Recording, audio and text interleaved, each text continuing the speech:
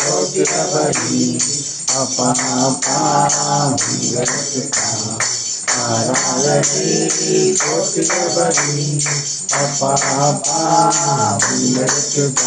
உன்னை நாளுக்கு ஒருத்தர் நான் இந்த மாசத்துல ஒரு முடிவு கொடுக்க போகிறேன். எந்த விஷயத்துக்கு நீங்கள் ஜெபித்துக் கொண்டிருக்கிறீர்கள்? எதை குறித்து பயப்பட்டு கொண்டிருக்கிறீர்கள்? எந்த கடனை பற்றி பயந்து கொண்டிருக்கிறீர்கள்? உங்கள் குழந்தைகளுடைய ஆரோக்கியம், உங்கள் படிப்புக்குரிய வழிகளை குறித்து நீங்கள் பயப்பட்டுக் கொண்டிருக்கலாம். உங்களுடைய வாழ்க்கையில் கற்றால் உங்கள் குடும்பத்தில் சில பிரச்சனைகள் இருக்கலாம். அதை வைத்து நீங்கள் சமாதானம் இழந்திருக்கலாம். ஆனால் ஆண்டவர் சொல்கிறார், நிச்சயமாகவே முடிவுண்டு என்று சொல்கிற தேவன் தான் நம்முடைய தேவன் என்பதை நாம் மறந்துவிடக்கூடாது. பலவிதமான சரித்திரங்கள் நம்முடைய பைபிளில் இருந்தாலும் ஆண்டவர் இயேசுவை பற்றி குறிப்பிடும் போது 37 விதமான அற்புதங்களை செய்தார் என்று ஒரு சில அற்புதங்கள் மட்டுமே இதில் எழுதப்பட்டிருக்கிறதை ஒழிய, ஆனால் ஒரு பக்கம் ஒரு வார்த்தையில் யோவான் அதிகாரத்தில் பார்த்தீர்கள். ஆனால் இயேசு இந்த புத்தகத்தில் குறிப்பிட்டது மட்டுமல்ல, அதை விட அதிகமான அற்புதங்களை செய்திருக்கிறார்.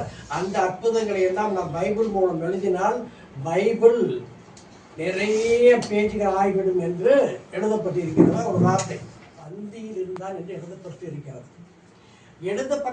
எழுந்திருக்கப்பட்டவன் என்ன செய்தான்? இயேசுவோடையே இருந்தான் என்பதுதான் அது. நம்முடைய பிரச்சனைகளுக்கு தீர்வு காணும் போது ஒரே பிரச்சனை முடிஞ்சு வரப்பா, இனி அப்பப்போ சர்ச்சுக்கு போனா போதும் என்பதை மறந்து அதை பிரச்சனையை தீர்த்த இயேசுவை எப்போதும் நம் மனதில் வைத்திருந்தால், அவரோடு நடந்தால், அவரை மகிமைப்படுத்திக் கொண்டிருந்தால், அவரோடவே நாம் இருக்கக்கூடிய ஒரு சந்தர்ப்பத்தை ஆண்டவர் நமக்கு எந்த வேலையிலும் எந்த நேரத்திலும் கட்டாவே நம்மை படைத்த நம்ம வார்த்தையை நான் உங்களோடு பகிர்ந்து கொண்டு, நீங்கள் ஜெபித்தீர்களானால் ஜூன் மாதத்தில் நீங்கள் ஜெபித்த விஷயத்துக்கு ஒரு பதில் கண்டிப்பாக கிடைக்கும் என்று பரிசுத்த ஆவியான ஆத்மாவை சொன்னதை நான் உங்களுக்கு சொன்ன போது, நீங்கள் எத்தனை பேர் அந்த ஜூன் மாதத்தை வைத்து ஜெபிக்கிறீர்கள் என்று எனக்கு தெரியாது. ஆனால் அந்த ஜூன் மாதத்தில் ஒரு நீண்ட கால தீர்வு காணாத பிரச்சனைக்கு ஒரு தீர்வை கொடுக்கிற தேவன் என்ன செய்வார்? நிச்சயமாகவே ஒரு முடிவுண்டு, உன் நம்பிக்கை வீண் போகாது என்று சொல்கிற தேவன் தான் உங்களோடு பேசிக்கொண்டிருக்கிறார்.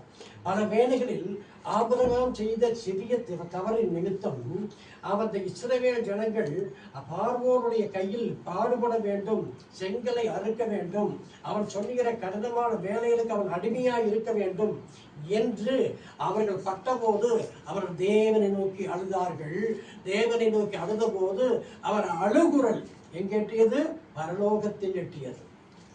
நீங்கள் அழுகிற ஒவ்வொரு துளி கண்ணீரும், நீங்கள் கண்ணீர் வராமல் மனதுக்குள்ள இருதயத்திற்குள்ளே மற்றவர்கள் முன்னால் சிரித்துக் கொண்டிருக்கலாம், மற்றவர்கள் முன்பாக உன்னுடைய வேதனை காண்பிக்காமல் இருக்கலாம், மற்றவர்கள் முன்பாக அழகாக ஒரு உடைகளை உடுத்திக் கொண்டு எனக்கு ஒரு கவலை இல்லை என்று சொல்லிக் கொண்டிருக்கலாம். ஆனால் உனக்குள் இருப்பது உனக்குள் இருக்கிற கவலையை ஆண்டவர் தெரிந்து கொண்டிருக்கிறார். ஆண்டவர் தெரிந்து கொண்டு இருப்பது மட்டுமல்ல, அப்போதுதான் மோசேவை கூப்பிட்டார். என்னுடைய ஜனங்கள் அழுது கொண்டிருக்கிறார்கள், உன்னை கொண்டு நான் அவர்களை விடுதலையாக்குவேன் என்று சொன்னது போல, நீங்கள் எந்த பிரச்சனையா இருந்தாலும் அந்த பிரச்சனை நீங்கள் தேவ சமூகத்தை வைத்து ஜெபிக்கும் போது உனக்காக ஒருவரை அனுப்புகிற காலம் இந்த ஏப்ரல் மாதம். உன்னுடைய பிரச்சனை தீர்க்கக்கூடிய ஒருவரை தூதன் போல் வந்து, ஆண்டவரே இந்த விஷயத்தில், இந்த ரோட்டில், இந்த வேலையில், இந்த நேரம், இந்த ஆபீஸில் நீ போனாயானால் உனக்கு ஒரு சான்ஸ் உண்டு, இந்த வேலையை நீங்க இந்த பாதையில் நடந்தால் உனக்கு அங்கும் கத்தால் பாதை சரியா இருக்காது, நீ இந்த பாதையில் போனால் உனக்கு ஒரு வாய்ப்பு உண்டு என்று சொல்லிக் கொடுக்கிற தேவன் சொல்கிறார்.